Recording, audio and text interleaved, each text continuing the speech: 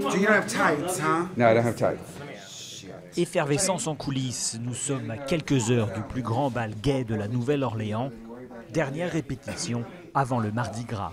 Le moment est important pour ces drag queens qui révéleront pour la première fois leur costume de l'année.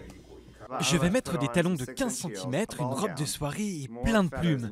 Et ensuite, je vais monter sur scène en priant Dieu que je ne me casse pas la figure.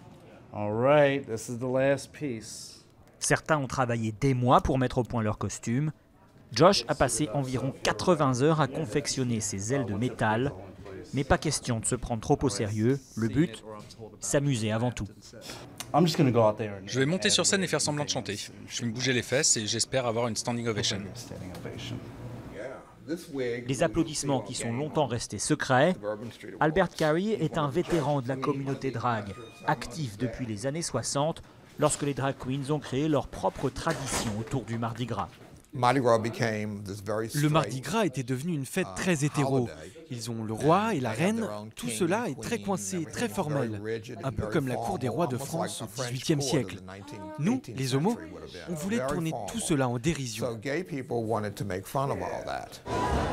Plus de 40 ans plus tard, le clivage communautaire a quasiment disparu selon les organisateurs du concours de drag queens. Il y a un nombre limité de gays dans la ville, même s'ils viennent de partout pour Mardi Gras. Donc oui, on a commencé à avoir des hétéros dans le public du concours de drag queen. Ils ont passé le mot à leurs potes en leur disant « c'est génial, faut faire ça, les costumes sont incroyables ». Donc l'année suivante, ils sont venus et le phénomène a pris de l'ampleur.